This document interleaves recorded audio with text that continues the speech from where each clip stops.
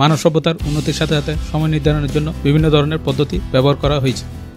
বর্তমানের কথা যদি চিন্তা করেন, অ্যানালগ ওয়াচ, এরপরে ডিজিটাল ওয়াচ, একই ধারায় এসেছে স্মার্ট ওয়াচ।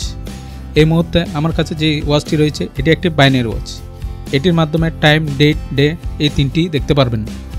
দেখতে একটু আলাদা মনে হলো, এটি সব কাজ ঠিকঠাকই করে। ওয়াচটির ডান পাশে দুটি বাটন রয়েছে।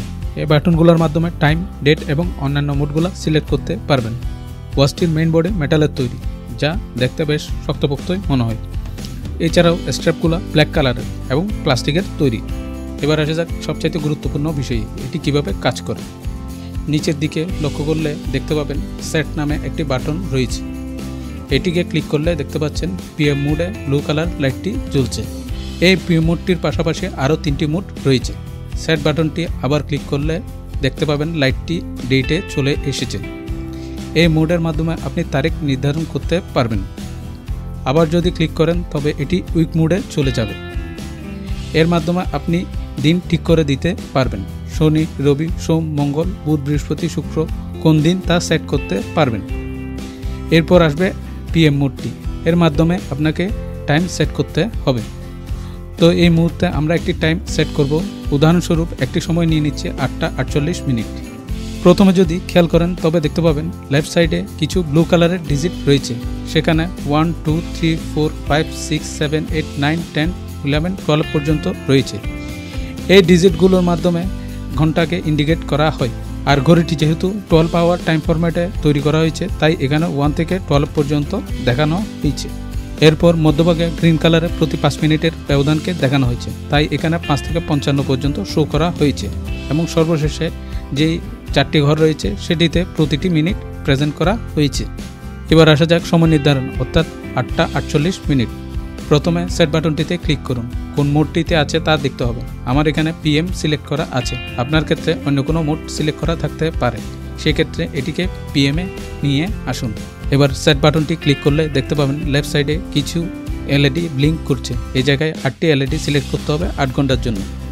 মোড বাটনটি ক্লিক করে 8 ঘর পর্যন্ত এলইডিকে নিয়ে যান। ঘন্টার কাজ শেষ। এবার আসুন 48 মিনিট কিভাবে সিলেক্ট করবেন। এবার সেট বাটনটি ক্লিক করলে 5 থেকে 55-র মধ্যে এলইডিগুলো ব্লিঙ্ক করতে থাকে। এবার মোড বাটনটি ক্লিক করলে দেখতে পাবেন প্রতি ক্লিকে রাইট সাইডে যে 1 থেকে 4 পর্যন্ত এলইডি আছে তা এক এক করে বাড়তে থাকবে। আর যেই 4 থেকে 5-এ পৌঁছাবে তা মধ্যভাগে মিনিটের ঘরে চলে আসবে। আবার এভাবে বাড়াতে থাকলে একই পদ্ধতিতে 10-এ চলে যাবে। আর এই প্রসেস 45-এর ঘর পর্যন্ত চালিয়ে যেতে হবে। এখন 4 ঘন্টা সিলেক্ট করা হয়ে গেছে। 48 মিনিটের মধ্যে 45 মিনিট সেট করা হয়েছে। বাকি 3 মিনিটের জন্য রাইট সাইডে যে বক্সটি আছে সেই জায়গায় 3 পর্যন্ত সিলেক্ট করে দিতে হবে। আর এতে করে আপনার সময় নির্ধারণ হয়ে যাবে। এবার একটু সময় দিতে হবে। এরপর সেট বাটনটি ক্লিক করলে দেখতে পাচ্ছেন ঘন্টার ঘরে 8 ঘন্টা পর্যন্ত সিলেক্ট করা রয়েছে এবং মিনিটের ঘরে মাঝখানে 45 সিলেক্ট করা রয়েছে এবং বাকি যে 3 মিনিট রয়েছে তা সর্বশেষে রাইট সাইডে 3টি এলইডি শো করা হচ্ছে। আর এইভাবে আপনি সময় নির্ধারণ করতে পারবেন। এছাড়াও একই প্রসেস ফলো করে আপনি ডেট এবং উইক সিলেক্ট করে দিতে পারবেন। এখানে আমার ক্যামেরার কারণে এলইডিগুলো সবসময় ব্লিঙ্ক করছে বলে মনে হচ্ছে, কিন্তু বাস্তবে শুধুমাত্র আপনি যখন টাইম সেট করবেন তখনই এলইডিগুলো ব্লিঙ্ক করবে। আর শুরুতে অ্যানিমেশন দেখানোর জন্য কিছুটা এলইডি ব্লিঙ্ক করে।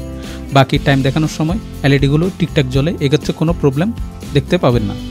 এই তো গেল টাইম কীভাবে সেট করবেন তার দিকে। এবার আসা যাক এই ডিভাইসটির সুবিধা অসুবিধার দিকে। সুবিধার কথা যদি বলতে হয় তাহলে এই ডিভাইসটি একটু আলাদা। বিশেষ করে যারা একটু বিভিন্ন ধরনের গ্যাজেট ইউজ করা পছন্দ করেন তাদের এর ফাংশনালিটি বেশ পছন্দ হবে। এবার অসুবিধার কথা যদি বলতে হয় তখন প্রথমে বলতে হবে ঘড়িটিতে ঘন্টা ইন্ডিকেট করার জন্য যে ডিজিটগুলো দেওয়া রয়েছে তার ভিজিবিলিটি খুবই খারাপ। তাই টাইম দেখতে হলে আপনাকে এলইডি কাউন্ট করতে হবে। এছাড়াও এর ফাংশনালিটি কিছুটা কমপ্লেক্স, তাই অনেকের পছন্দ নাও হতে পারে। এছাড়াও আলাদা করে চার্জ করার কোনো অপশন নাই। পিছনের দিকে কোনো স্ক্রু নেই, তাই ব্যাটারি শেষ হয়ে গেলে কিছুটা ঝামেলায় পড়তে হতে পারে। বাকি ওয়াচটি আমার দারাজ এনইথি অফারের মাধ্যমে নিয়ে, তবে এক্ষেত্রে দারাজ এনইথি অফারের মাধ্যমে প্রোডাক্ট ক্রয় করতে হলে এর সাথে আপনাকে আরও 2টি প্রোডাক্ট ক্রয় করতে হবে। এছাড়াও ভিডিওটি ভালো লাগলে চ্যানেলটি সাবস্ক্রাইব করে দিন, যাতে এই ধরনের নিত্য নতুন ভিডিও আপনাদের জন্য নিয়ে আসতে পারি।